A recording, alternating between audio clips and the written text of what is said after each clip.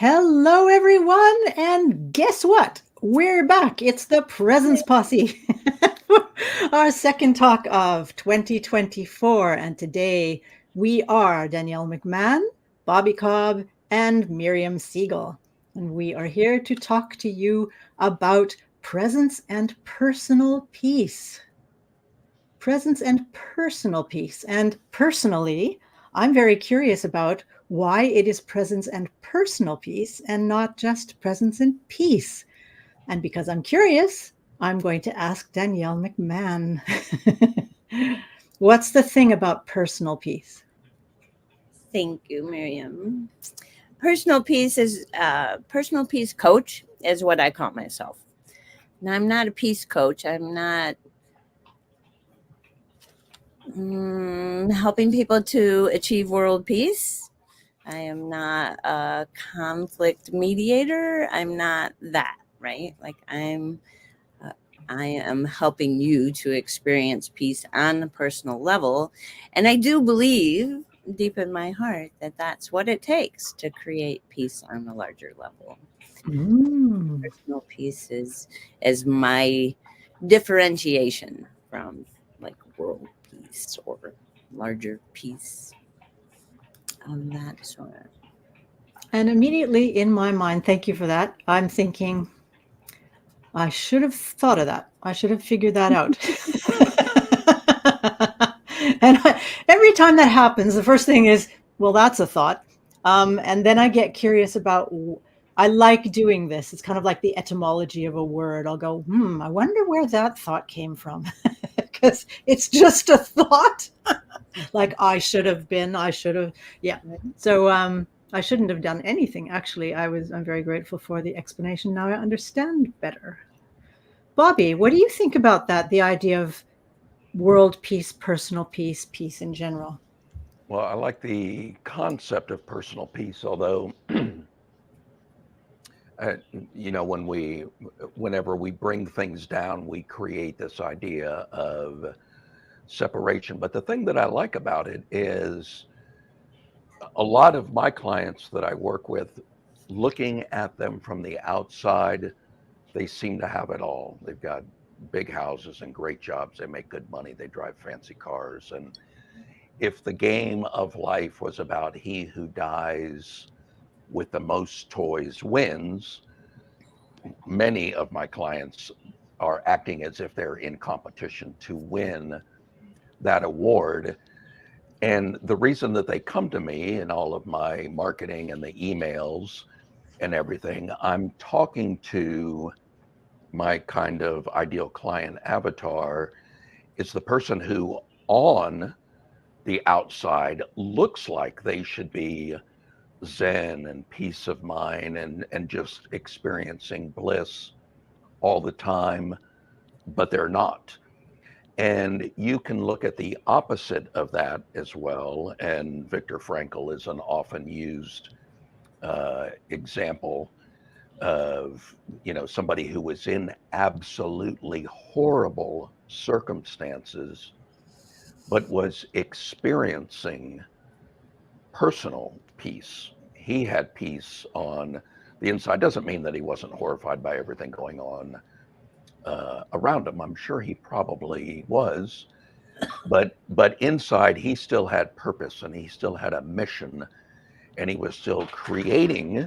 The logos therapy was a result of his time in the concentration camp. So the I think of personal peace, and when I hear Danielle talk about being a personal peace coach, I think of it as finding the innate tranquility that is always within us and tapping into that.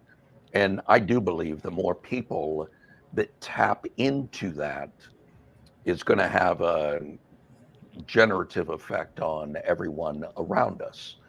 If more and more people are in peace, then that tends to spread. And if we have time, I'll tell a story later about an experiment I was involved with in a very, very small way, but I was a participant in the experiment I think it was 1993 or 94, I can't remember. But I'm a TM meditator, transcendental meditation. And we did an experiment in DC, putting that theory to the test. If there are enough people around that are deeply grounded in peace, can that have an effect? And I can talk as much or as little about that as the day unfolds. But, one of the things that anybody who listens to this regularly has heard me say is our feelings are never telling us about our circumstances.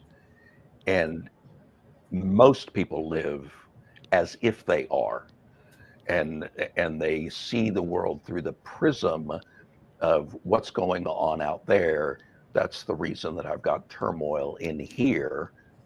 But to me, the idea of personal peace is that can be achieved in a war zone. You can be grounded and you can be at peace, and you'll probably still be frightened, but you can tap into that. And when I thought of this topic today, that's kind of what I was thinking about. How about you, Miriam? How does it strike you? Thank you. Well, y'all know I'm a big fan of Eckhart Tolle. So he will often give examples. For example, look for the space between the breaths. Look for the stillness between the thoughts, or between what you see, what you feel. Look for the stillness. And personal peace to me is being in that still space, that quiet. It doesn't have to be quiet. That's actually not the right word, because it can be really, really noisy. I mean, lots of things. And Viktor Frankl is absolutely a good example of this. All kinds of horrific and noisy or busy things can be happening around us. And it's still possible to be in that stillness, in that space in between, where we are most in contact with our core essence, is maybe a word to put it, or Fred would say our true self, or whatever, however we want to call it. Some people would even say God, or higher self, whatever. And personal peace, for me, when I understand it, and also hearing you give that example of the transcendental meditation, there's this being at peace with, or comfort could be another word, with discomfort. It's like being out of every moment of stillness. Every moment has to be comfortable. The idea that being or being present is always happy, for example, it's a misconception. And it is actually an ego thought. It is not a true self thought. It's a thought, basically.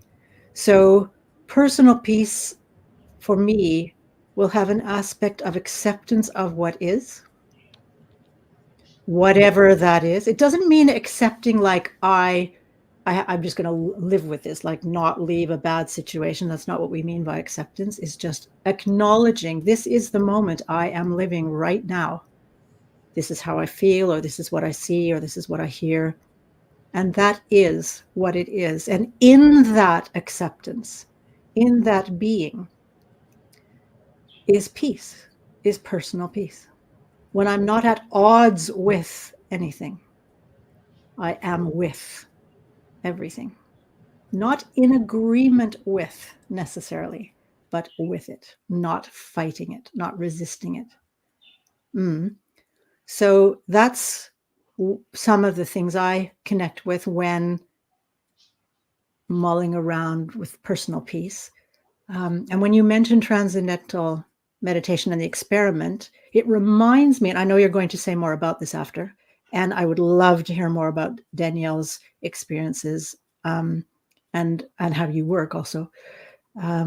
Finhorn, if I recall correctly, did an experiment many, many, many years ago where they planted gardens and they got groups of people to meditate in the gardens and the areas where meditation was taking place.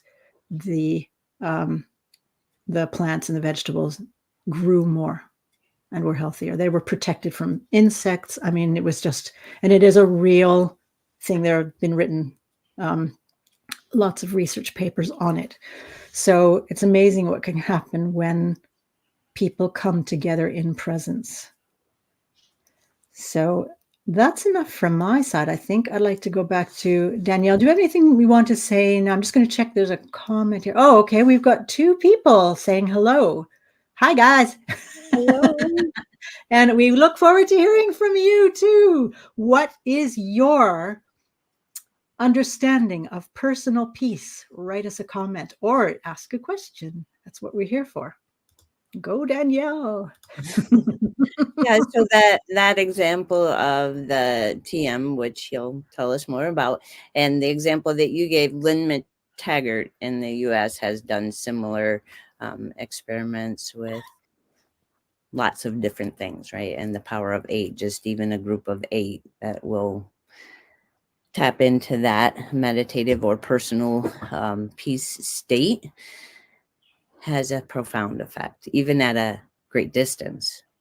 It doesn't even have to be like the example that you use sounded like it was local to that garden, but they were projecting thoughts to a distance, and it was still affecting how plants grew or how water was viewed or however that those experiments went. So that's been around for a while, but when I first was trying to write up a little introduction to this presence and personal peace, I was like, is there a difference? Like, to me, my touchstone experience that I talked about in the little thing that I did write up when I was 6 is both my definition of personal peace and my definition of presence. Right? Like that experience was the first time that I was put on a horse. And in that moment, that was all that mattered in all the world, was being on that horse and experiencing what it felt like to be there and to be almost flying, but really grounded on this broad back of this horse. They just threw me up on the horse in the pasture and they had control of the horse. I didn't have to worry about any of that. I was just enjoying the experience. And that story I told in the first public speaking course that I took, we had a couple minutes, so I told that story, and that the woman she knew that my topic was personal peace, and she said, so that story that you just told, that's the example, right? It's the example in your life. And it was true. Like nothing that happened before that had mattered. Nothing that was going to happen after that mattered. I was completely in that moment. And that moment I was completely in joy. Right? Like, so that is not a requirement. It's just my touchstone for what it feels like, because that joy was so present that it brought me present. But yeah, you can certainly, and that is part of what I teach, is that it is not something that you can define by external circumstances. If your peace is defined by external circumstances, it won't be peace. It'll be a roller coaster. Right? So you do have to find it within yourself. Yeah, there's no grounding to it. You know, when you were talking, Miriam, about it doesn't have to be like the Zen type of blissful state that comes to mind when people think about that. There was an interview with Tom Brady, the U.S. football quarterback, and they asked him what does he think contributes to. He's very well known for late game comebacks where the team's down by 1 score and he brings them back again and again and again. And he described, he's like, there's a moment in that game where I can feel the tension rising in everybody else. And he said, I don't know why. I don't have an explanation for why this is happening, but that brings me down. That gets me calm. And the game for me slows down. And so, everything's on the line. He's in the midst of this big epic battle on the gridiron, and his brain is getting calmer and his mental clock is slowing down, which I mean, you can just kind of run that scenario through your mind and imagine the seemingly unfair, because everybody's got access to it. But because he is one of the few people who can tap into that in the moment, and he's trained himself to be able to do it, it's like in those moments, he kind of becomes Superman. And he used to play for the Patriots, but then he started playing for my team, the Tampa Bay Buccaneers. And I've been at the stadium, and you could feel like, you're there with 70,000 people, and the Bucks were down by, I think, 3 or 4 points. And there was like a minute left in the game, and the Buccaneers got the ball back. And it was as if everyone in the stadium was like, this collective consciousness was just being sucked into his own grounding. And I would say the experience of the crowd was quiet enthusiasm. Whereas, having watched many Buccaneers games live, the opposite is normally true. It's like we could not have a big enough lead that we couldn't blow. And in those settings, the collective feeling was tension and fear and trepidation. And, there is, I bet everybody has had the experience of walking into a room where people were sitting there that had been fighting, and you didn't know that they had been fighting. You didn't hear them fighting, but you just walked into the room and there was this tension, the metaphor of the tension was so thick you could cut it with a knife. And so what's going on there? I mean, there is some sort of sense that we tap into that energy. And we do meditation at my spiritual center every Wednesday night.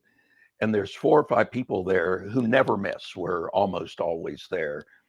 And new people will come in that have maybe tried meditating a couple of times, and they show up for the group and they're like, I don't know what happened. I've never experienced anything like that. And I don't know if we're just making this up. We might be.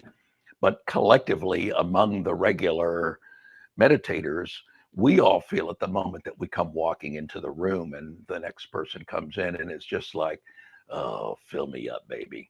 It's like you can feel the vibrational juice from everybody out there. So I believe, and I feel like I experience that I've noticed this, that when we are firmly grounded, that vibrational idea that they preach in the law of attraction, where we're sending out vibrations of peace to those around us. And I just think it makes a difference. And even you think about like a car wreck, if you were involved in a accident of a car wreck, probably the most helpful thing that you could do for yourself and for others is take a few deep breaths, get calm, tap into your innate stillness.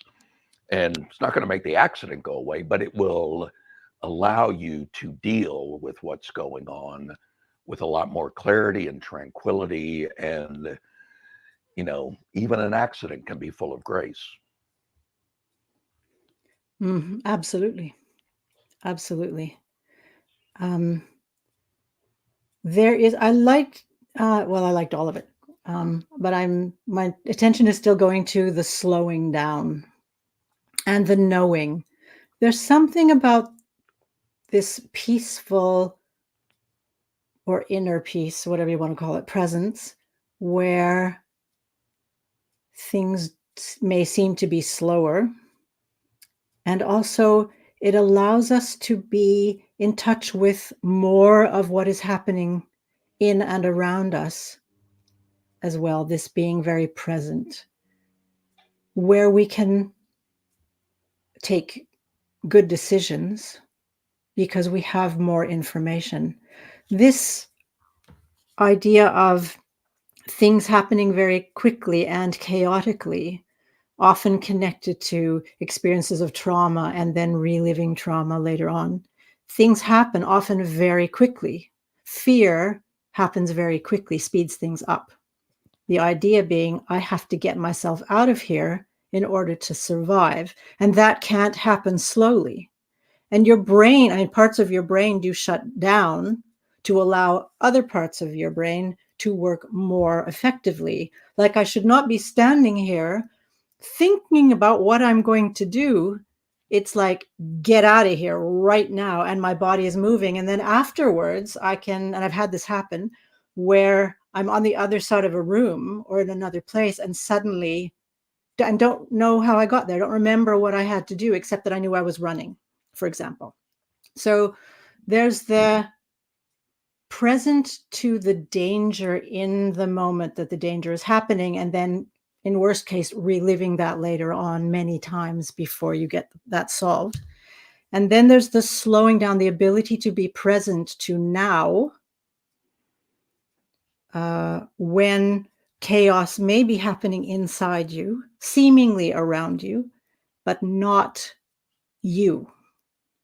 So being slow, taking in the information, knowing that as you mentioned, Bobby, your feelings don't necessarily inform your circumstances. They do sometimes. Like, if I feel fear because I'm in danger, that's a good thing. But then I actually am in danger. my feelings are telling me something about my circumstances, but otherwise they're telling me about what my circumstances were or what I'm afraid they will be. They're very often like that, or some interpretation I'm making of my now. But otherwise, it's the slowing down and allowing myself to take in what's going on that can be a way in. And when we can use things around us to remind us, like feelings, which we've talked about that several times in the Presence Posse, using our feelings as a door to presence, to coming in, to getting to stillness. That's wonderful when we can do that. Not everybody can, and it does take training, as you mentioned, when you're talking about the group of people that come and notice the energy in the room. It's like you've been there and done that a lot. Some people are naturally like that, and some people do train. So I just wanted to mention it is possible to train that up for those who are not there yet. And there was, you mentioned an accident, and just to bring in, so just over 2 weeks ago, I broke my leg. I fell on the ice, and I was outside. It was an interesting situation in that, just as an example of how things can slow down and go very quickly, but be present to what's going on. I was in an outdoor heated swimming pool, and there were no steps out of the pool. The pool was quite high off the ground, and there were no steps outside the pool to get back down to the ground. So there was quite a wide step or a high step. And when I got to the ground, take that step, I hit ice and slid and fell and broke my leg. And it was very interesting because I was very present to what was happening or what had happened. I understood everything. And it was interesting how I just went into a kind of, I know what to do. And I have to make sure I tell my partner was there, tell him what to do, because I can't do it on my own. Because it was minus I don't know what. I'm soaking wet. because it was a swimming pool. I'm lying down on the ground on the ice. It doesn't take long before you run into trouble. So it was like, I was calm, I was present, there was no fear, nothing, just absolute focus. And I sort of liken that to this coach manager you're talking about. There's something about the energy and the situation that gets him right centered and present. And it was that sort of right centered and present. Okay, we need to get me inside as quickly as possible, blah, blah, blah, blah. And that's exactly what I got, everything I needed, because I knew I could just tell them, I need this. And just know that they were going to meet me there. And they did. So I was safe. It was just like, and it's quite interesting how that can happen, because there's an ability to be still and know, just know that that stillness in there is there, that's where I need to be, and not be overwhelmed by a situation that could have knocked me flat. And I'm not saying that will never happen. It was just an example of just about anything can bring us to presence, not knock us out of it. So we will often think of horrific situations as knocking us off kilter. They can actually often help us to get into place, into stillness, where we know what we need and what we need to do, if that makes any sense. Oh, it makes total sense. Yeah. So here's a comment. So I want to address Malcolm's question. Yes. Is personal peace a spiritual thing? So my son described the same thing that Bobby said Tom Brady described in riding bulls. There was a moment when it slowed down and he could be there jump for jump. He knew what to do, right? That hadn't happened when he was telling me this story. He hadn't told me it originally. He said it hasn't happened in bronc riding yet, but it'll happen, right? So the athlete gets to that zone, and I don't think that the athlete has to be aware of their spirituality or connected to their spirituality to hit that zone, to experience that moment of everything slowing down and knowing what to do. And that's what they call it, being in the zone, right? But my son did sort of find his spirituality in rodeo. So it can be an inspiration to that. And those of us that know who Tom Brady is know that he is a very religious man. And he is not afraid to say so, right? Like, get down and pray on the field kind of guy. So everybody has their own version of personal peace and what it feels like to them, and the level of it that they can reach in this moment of their life. And for some people, when I use the term peace, it's too far-fetched and is too connected to spirituality for them to believe they can grasp. So I use contentment, right? I just change the word out to something that they can actually feel like they can reach. Perhaps I can be content in this moment, knowing that I'm going to get through this. This too shall pass. Whatever you need to use to deal with whether the situation is trying or whether it's joyful or whether it's boring or right. So boring and content, very close in that vibrational scale, I believe. Really, it's a matter of attitude at that point, because they could be either one within that one thing. So I guess my answer is it doesn't have to be, but it doesn't hurt if you have a spiritual connection to be able to find that place of personal peace. Terrific. Thank you for answering that, because I was thinking about, we kind of all in our own way are talking about spirituality a little bit anyway, and I love the explicitness of your comment. I just want to check for the people who are watching. You mentioned, Danielle, contentment, if peace is an uncomfortable word or something that doesn't seem to quite fit your experience. Perhaps contentment fits better. What are your experiences? How is it for you guys who are watching? Peace or contentment or something else? How would you describe that experience for you? We've mentioned being in the zone. I could bring in flow. That's also a term that's used to describe people they're just so present that things they move without effort. Effortlessness is another way. So share with us a little bit about what's your word? What's your experience? What seems to suit you? We welcome your comments. I see you reflecting, Bobby. Is there something you want to add? And words are such an interesting thing. And, I talk a lot about God and spirituality when I talk. And that in the US, at least, that's not, it's frowned upon. If you're talking in a corporate setting, you're not supposed to bring that up. So, you can do all of that without using the word God or using the word spirituality. And I actually like going to words. I've been using in that circumstance, Danielle, and if it fits you, feel free. I use equanimity.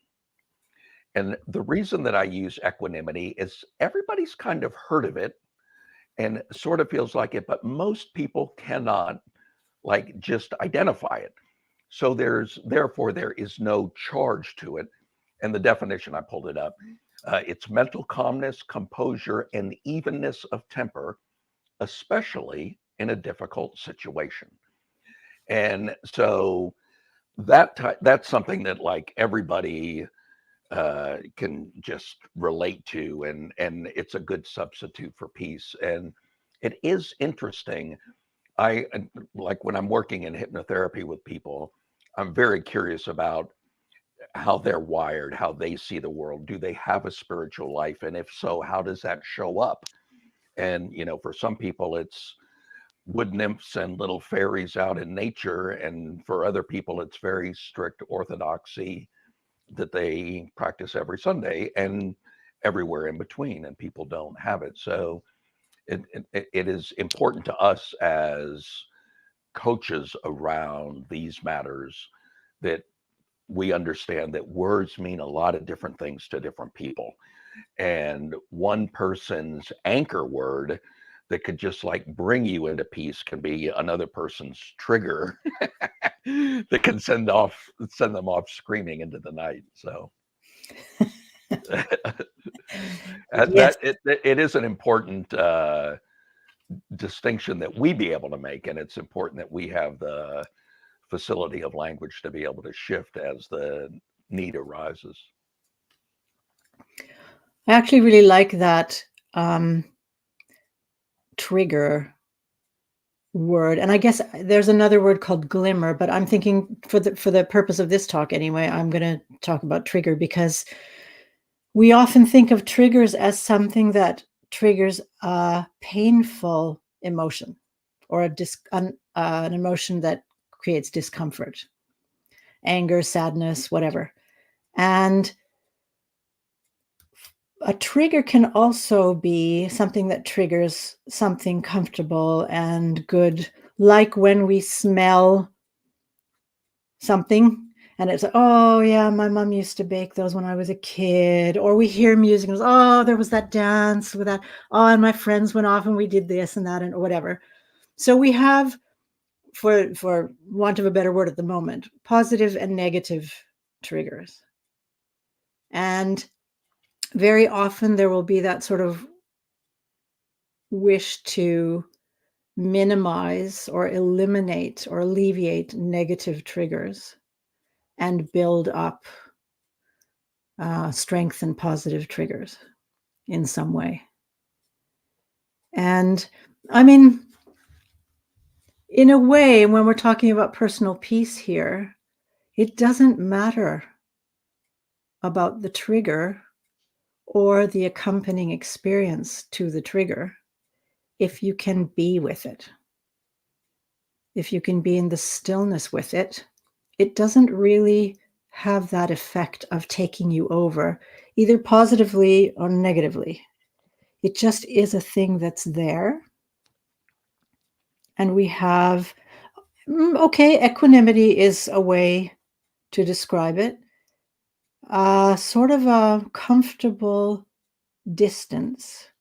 In hypnotism, I've been studying hypnotism for the last little while with Paul McKenna, and he talks about disassociation or dissociation in not as in moving away from a situation so you're not present, but dissociating the link between a situation and your response to it. So just so that people know there is a difference between psychologically dissociating as a challenge, a psychological, problem, or just dissociating something that is connected to something else.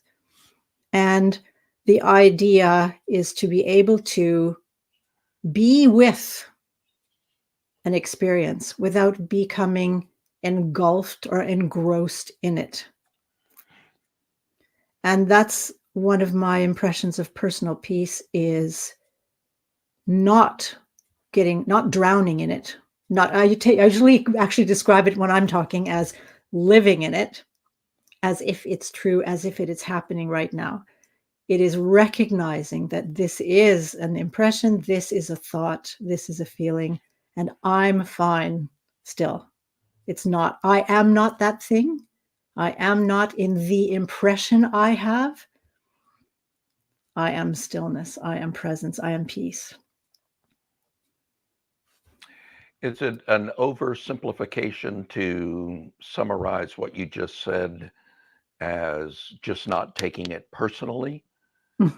And like disidentifying or dissociating or all of that, that seems to me to have a lot of triggers for people, that they're like, ooh, that, it just doesn't sound right. And so it seems like just saying, it's okay for that fear to arise within you, in that, if a bad situation is unfolding that it looks like you might be getting robbed, fear is perfectly appropriate.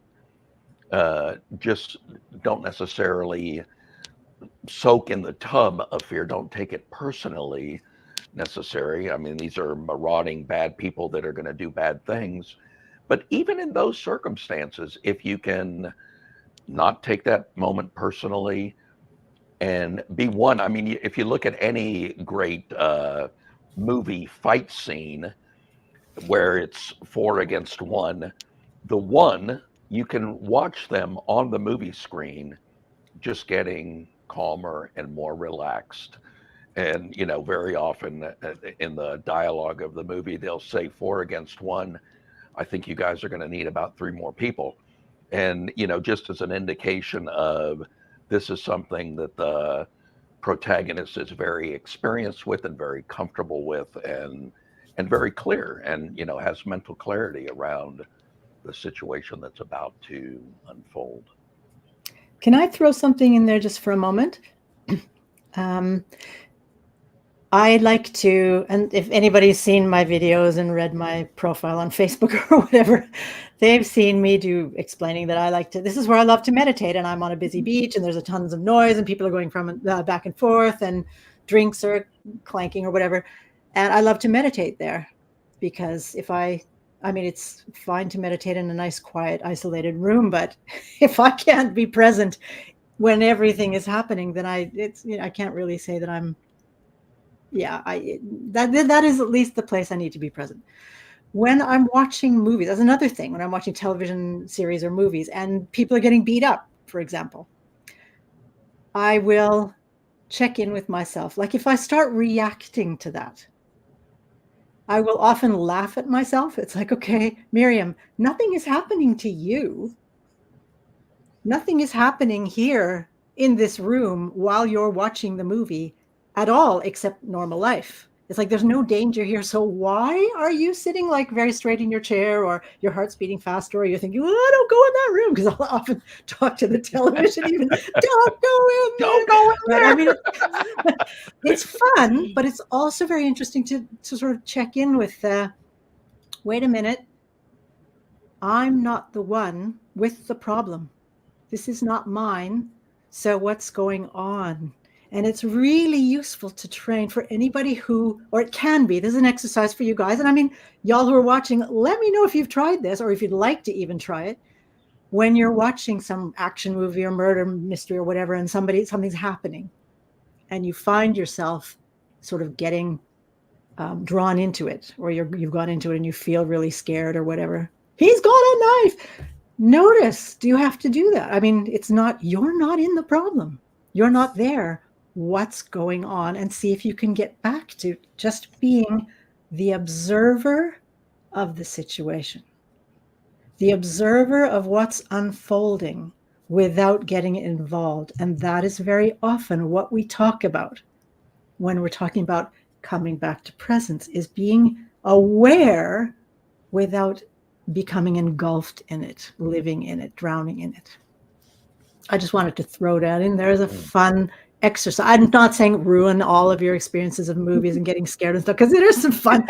But especially the unwanted, like I really don't want to feel this, or even you're talking about Tom Brady and the sports, same thing.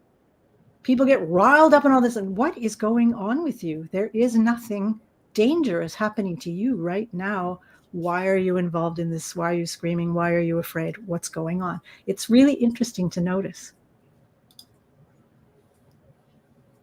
Yeah. That's a very common state of trance for a lot of people that easily get lost in movies or in a good book, and they're reading the book but living the experience of what the words on the page are saying. It's a fascinating way to play around with understanding what is real and noticing that our experience of something that we're watching, that we're imagining, or that we're experiencing on the inside in awareness, they're basically identical. They're thought forms that are arising in the theater of consciousness, powered by the greatest special effects department on the planet, the human imagination. And I'm sure I've told this story before, so I'll give the short version.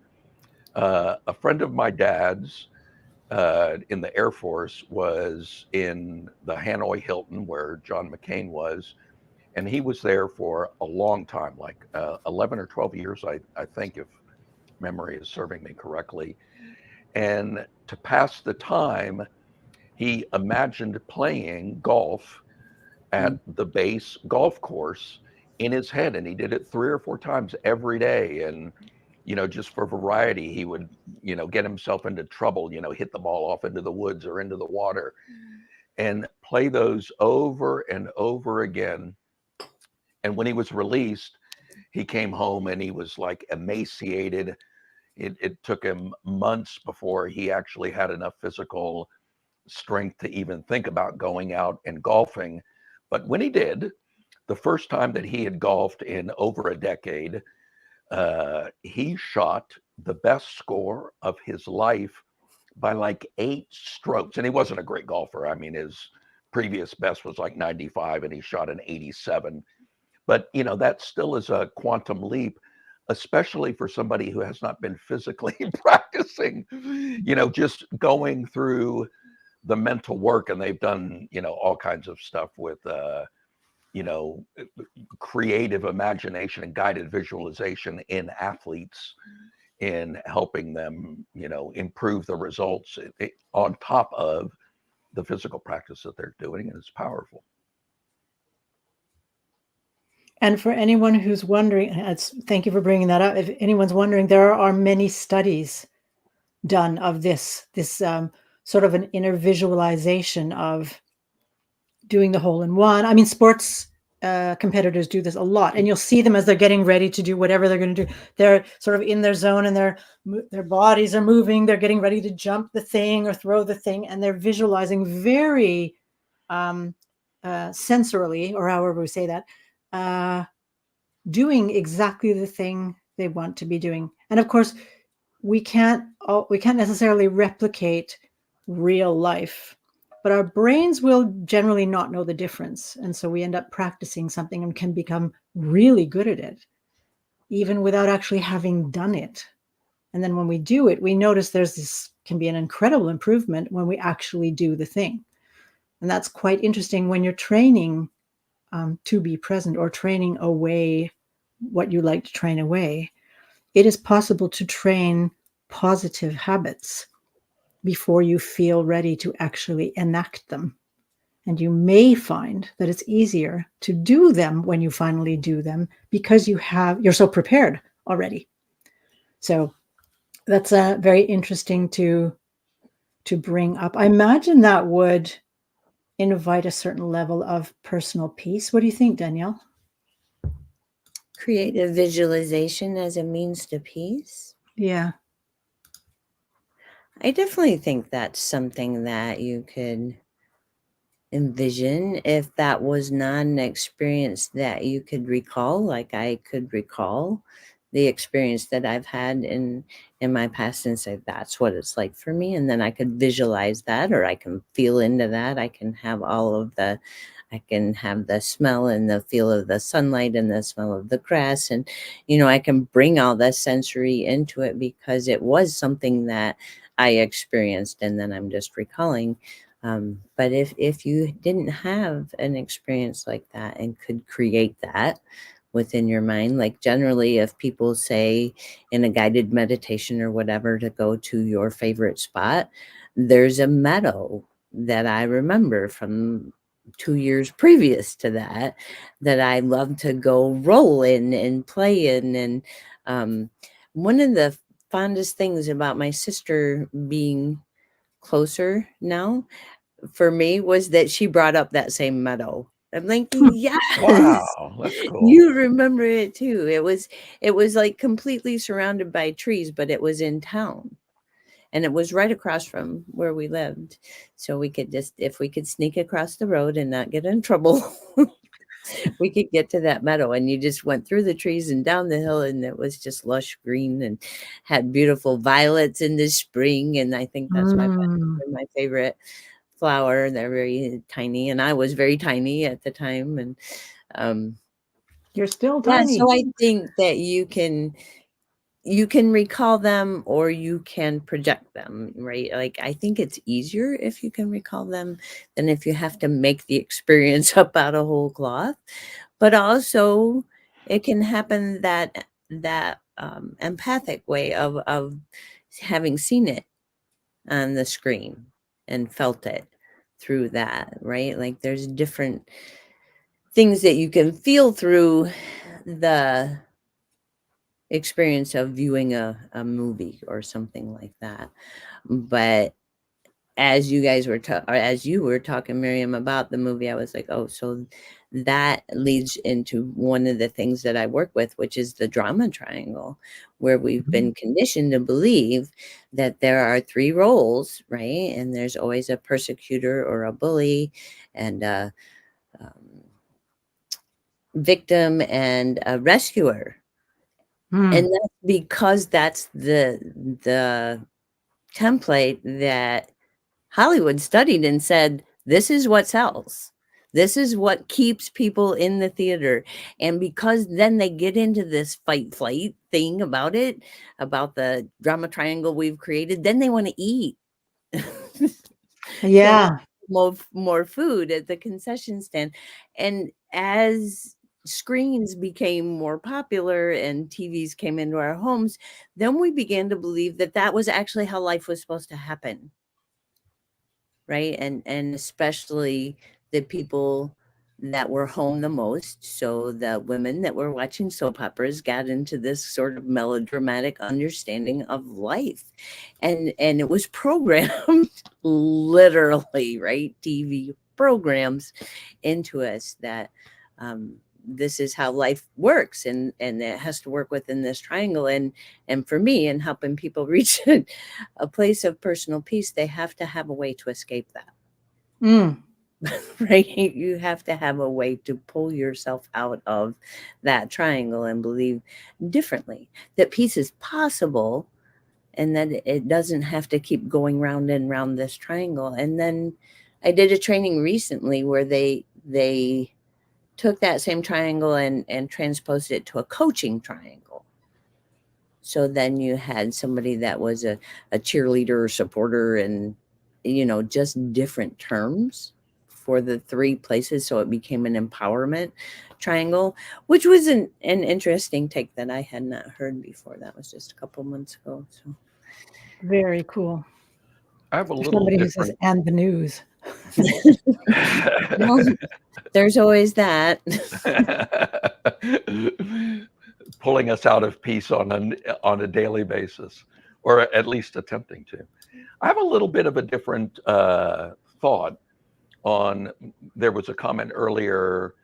Would we say affirmations play into personal peace? And there's a Seinfeld episode where George Costanza's dad has learned a new mantra. It's serenity now. And he's going through life just frustrated. And the more frustrated he becomes, the more vigorously and enthusiastically he screams, "Serenity now!" And he's clearly not experiencing any serenity. And, conditioning, and I think that's so important, that we are conditioned to believe certain things. And I think to a degree, we may be conditioned to believe that peace is something that we have to obtain, that it's elusive, that we need to be constantly chasing it. And I believe that does us a huge disservice, because I perceive that peace is who we are. It is innate. It's always there. And I've been meditating for 35 years, so this may be like just different conditioning. That's possible. But I don't think that's the case. I think that we are innately at peace until our thinking and everything else that's going on around us starts to ramp us up.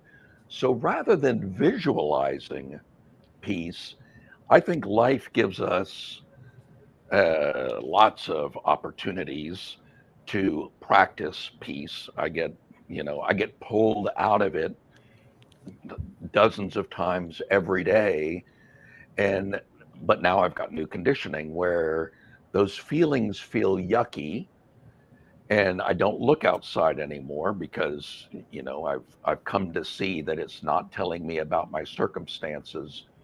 So it brings me within, and I start to explore what's going on inside of me, that this perfectly natural thing that this other person is doing is triggering me in a negative way, that I'm getting amped up, and my inner critic is like woken up and is like, all right, I'm back at work here.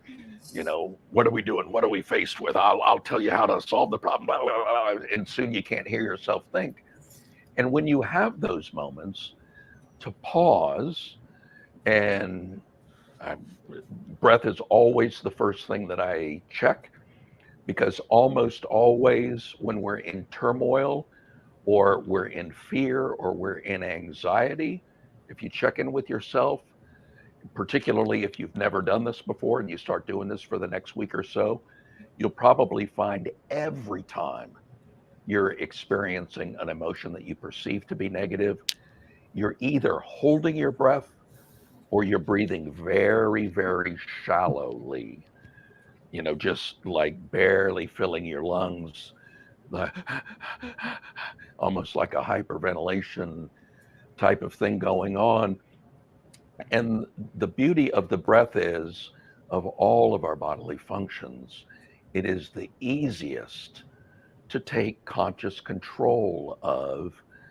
And if we just start breathing in and breathing out, we'll notice very quickly that, like, if you had a scale that was measuring, it was the RPM, but instead of revolutions per minute, it's your relationship to the present moment. If you just check that, and you'll notice that in those negative emotions, it's way, way up here, and just breathing a little bit, you can bring it down, down, down, down, down. And when I speak to groups at corporations, the first thing that I do is introduce that scale, teach them how to use it. Then the next thing that I do is start to ask them, we're going to be working on things that we could be doing better in life. So I'd like you to spend a little bit of time thinking about the areas of your life that you could do better. And I just start throwing things out. How would you be better in your relationships? How could you be better at your job? How could you be better taking care of your health? How about your finances? Where are the gaps there? So I'm just asking them to focus on inadequacy, and I get them to do that for 2 or 3 minutes, and they do all the work. I just have to, like, introduce a couple of prompts, and I say, where are you on that scale? And the norm is it's gone up, and up is bad in this particular case. It's gone up like by 15 or 20 points. Then I teach them their first breathing exercise of the day, and we not only close that gap to get them where they were, but get them back down again. And, all of a sudden it's like, would this be useful to you in other areas of your life to be able to tap into this presence? So I think it may be a mistake. I won't be so adamant, but I think it may be counterproductive to use mantras or to use affirmations or to use visualization when life is giving us so many things that, like, I'm fostering a new dog, and it's not housebroken yet. So we're in the housebreaking process. And there are times when she pees on the floor, and I'm just like, "Arr!" And that's because I'm on the inside going, I don't have time for this right now, and blah, blah, blah. But as that anger arises, it now is like a pattern interrupt. I've used the term here a lot. Those are rumble strips on the highway of life, informing me that I'm drifting out of my lane. And now, as those rumble strips occur, I'm like, okay, dumbass Bobby, you thought the dog could make it 3 hours, and she's never yet made it 3 hours. What made you think she'd be able to do it this time?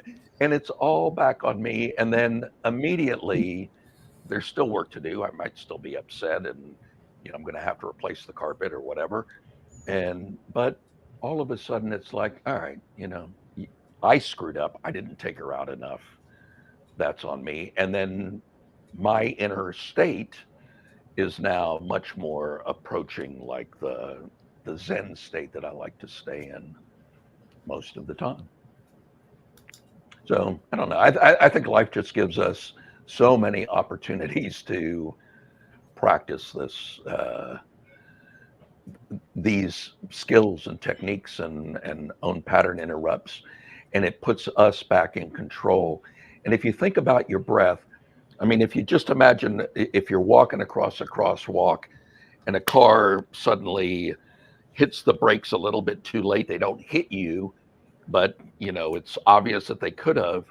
What is our physical reaction in that circumstance? It's we clench up, we hold our breath, we brace for impact. And what's the opposite of that? If you look into a lover's eyes, and for the very first time you realize, wow, I'm in love. What do you do under those circumstances? It's this giant release. And I just think that's nature's wisdom guiding us to say, hey, if you want to master the game of life, and if you want to tap into a little bit more of personal peace, just monitor your breath, and you'll find out very quickly that you're in charge of a lot more than you realized that you were. And that's all I'm going to say about that. I'm just going to throw in here. Thank you very much. Sometimes I mention Pema Chodron. She has a quote that is, "You are the sky, the rest is just the weather." And I think that's a beautiful illustration of what I understood you talking about. That is that the peace is always there. It's always there. Yeah. And we put a whole bunch of stuff. And Danielle, that the triangle was a brilliant explanation, I thought, of our conditioning and what we tend to think is our reality or reality at all, instead of they're clouds, they're storms, they come and they go, but the sky is always there. There's that what's behind. And metacognitive therapy, for those of you who've heard of that, metacognitive therapy is a therapy form that actually trains that. It's not getting so involved in the storms and the clouds and the wind, but being the sky is training to come back to just noticing and knowing and being the sky. I think from my experience as a psychotherapist and working with people who find that challenging, that visualizations and affirmations can be a way to, it's kind of like a GPS in a way. It helps guide you back to the sky. If you're always in the triangle, you're in the storms and you're in the clouds and you don't know, really, you're so in it that you really don't know there's a sky behind all of that. There's peace behind all of that. There's just being behind all of that. Then these visualizations, guided meditations, affirmations may help to direct you out of the storm so that once you've had an experience, I mean, preferably more than one, but generally speaking, once you've had an experience of personal peace, to call it that, you know what you're looking for. Like Danielle, you were talking about your experience of the horse when you were 6. You know what you're looking for if you need to look. And after a while, you fall back on it. It's there all the time. You understand that I'm putting something in the way of the peace instead of the opposite. And like there's an clouds incredible blocking the sun. Beg pardon? Just like clouds blocking the sun. The sun is always shining. We're all northern residents, and our winters our days are getting a little bit longer at this time of year. But it's not a time of darkness from the point of view of the sun. The sun is always shining, even on a cloudy day. On a cloudy day. Sorry, that song just hit me. Danielle, would you like to round off this hour? We've come to the end of our show for today. Yeah, I want to just make a comment about affirmations. I think that when Bobby started with that, like, if you're not in agreement with the affirmation, it's not going to do a lot of good, right? Like, if it's just a little bit of a reach for you, perhaps you can do it. But if it's a huge reach for you, you're not at all there. One of the things that I had one person suggest was to turn it into a question. So, why am I so serene? And then your brain will start to argue for you, right? Instead of argue against you. And that, I feel like, is often more effective than the repetition of something you don't believe. So that you can kind of turn your thinking around, and it will begin to support you and argue for you. And it is interesting that we argue for our limitations more than we argue for our dreams. And then I just find that very common, that I don't think that we consciously necessarily do it, but it seems to be very common. I think it's that we have been conditioned.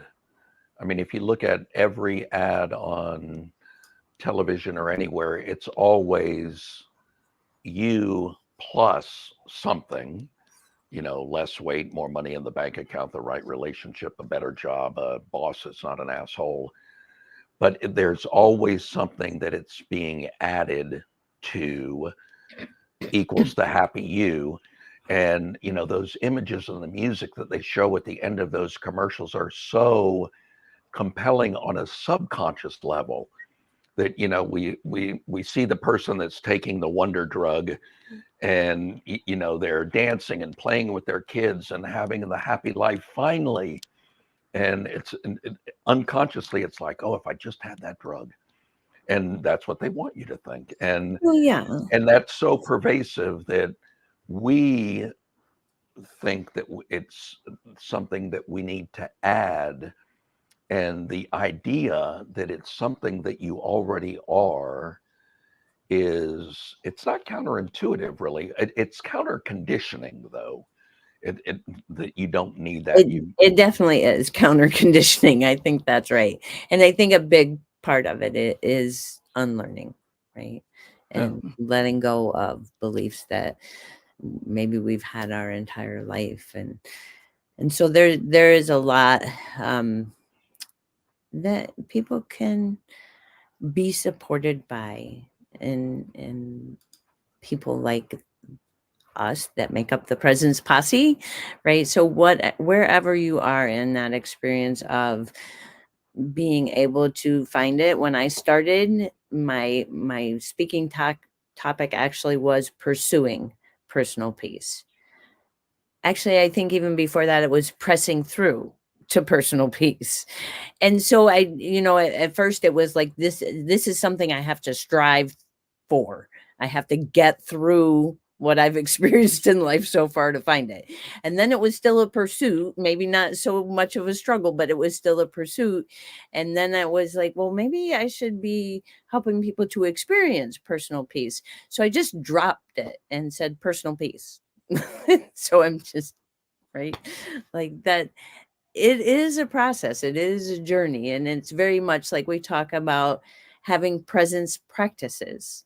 It's not something that's going to drop into your experience probably.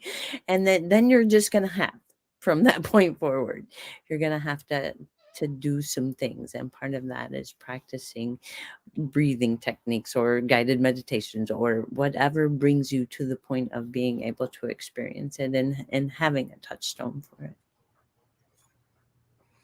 That is a great place to round off this talk, I think. Thank you. And for those of you who are curious about personal peace, Danielle McMahon's contact information is on the screen, and she does coach on personal peace. And actually, probably the best way to reach me is just to message me on Facebook. Or you could message her on Facebook. And of course, you find us all in the Presence Posse group on Facebook, and it's free. So you can just, if you're not already there, you can join us there. It's just the Presence Posse. And there was something I was going to say, and now, of course, suddenly I can't remember what it is, but that's okay too. Oh, yeah, I know what it was. Whatever Bobby was going to tell us about the Transcendental Meditation experiment, which we didn't get to hear much about, I suggest, Bobby, that you write something in the Presence Posse group. And those of you who are interested in knowing more about it, or do a quick video, check in with the group on Facebook and you will see something about it. Is that okay to do it like that, Bobby? Sure. Okay, yeah, super. So now we have it. We have the thumbs up from Kobe-wan that there will be something in the Presence Posse group on the Transcendental Meditation experiment. Thank you all for participating, for your comments and your questions, and for watching and being with us today, the Presence Posse. And thank you, as always, Danielle McMahon, Bobby Cobb, and myself, Miriam Siegel, for a rousing talk about personal peace. We shall see you next week, next Monday, at 1 hour before our regular time, because now we've changed our regular time to a new time, which is an hour earlier. And information about our topic will be in the Presence Posse group. So please check in, and we'll see you again next week. Thanks, everybody.